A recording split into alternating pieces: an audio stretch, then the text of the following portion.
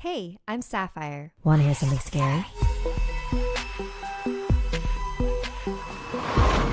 The Bubak.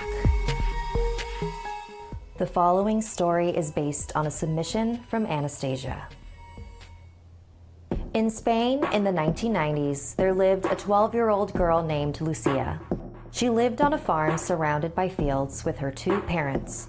Every other weekend or so, her parents had to go into town for different business reasons, conventions, conferences, what have you.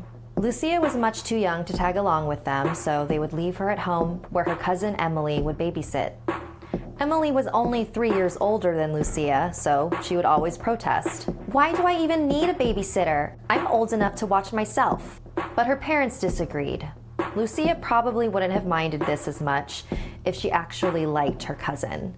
But Emily loved to play pranks on her. She'd always try to scare her with monster stories or try to convince her that her toys were possessed.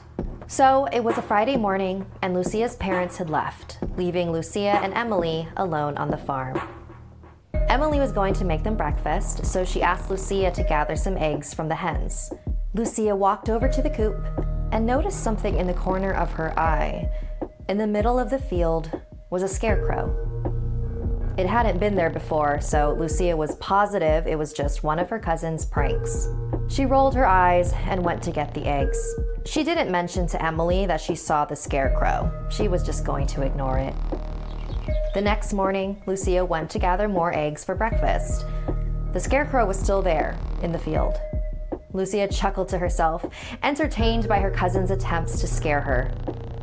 When she gathered the eggs and walked back to the house, she stopped in her tracks. The scarecrow was now much closer than it was before. "Okay, that got me," Lucia chuckled to herself. She didn't notice it before because it was so far away, but Lucia was shocked by how ugly it was. She grabbed an egg and threw it at its grotesque face. She pranced into the kitchen and placed the bucket of eggs on the counter. "I'll admit it, that scarecrow's pretty good," Lucia said. Emily looked up from the pan. "What are you talking about?" "You can stop the act, cousin. How long did it take you to make that?" Emily turned the stove off and wrinkled her brow. "Where did you say you saw the scarecrow?"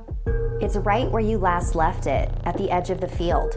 Emily rushed over to the window and looked around.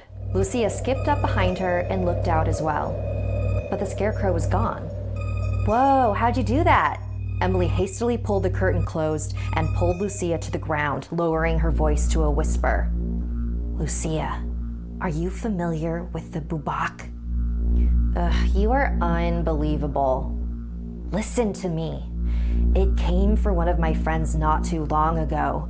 It goes after young children. It makes a sound like a crying baby to make you come near it, and when you're close enough, it takes you and throws you in his sack to eat later. We have to stick together today." "Cool story, cousin. I'm gonna go read in my room. Don't bother me until dinner, okay?" So Lucia locked herself in her room and read her fantasy book on her bed. She didn't even realize she had fallen asleep until she was awoken by a sound coming from the other side of her room. It was a baby crying. "Nice try, cuz," Lucia drowsily shouted into the darkness. She reached over and turned her lamp on and was startled by the figure in her room. It was the scarecrow. "Lucia? Lucia, are you there?" A muffled cry came from behind it. Lucia spotted the large, writhing sack where the sound was coming from. "Seriously, Emily, when are you going to give it up?" Lucia got out of her bed and approached the scarecrow, ready to call her cousin out. But with every step, her confidence began to wear off. The closer she got, the more details she noticed. The pole holding up its hideous body slowly began to coil like a snake. This scarecrow was alive. "Lucia, run!" The scarecrow revealed its raggedy arms from underneath its tattered clothes and raised them towards Lucia. She ran out of her bedroom, frantically searching for a place to hide. She could hear the Bubak slithering not too far behind her. She ran into the kitchen and hid inside the smallest cupboard that she could squeeze into. And she waited. She was going to wait there for as long as she could. Her parents would be home the next morning. She was going to make it.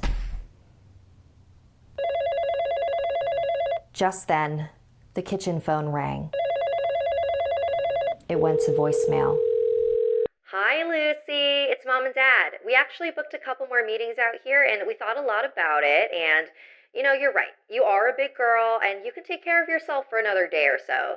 And Emily, we know we only paid you until tomorrow morning, so feel free to go home. Lucy will be fine. So, yeah, just call us back at our hotel when you get the chance, okay? Love you.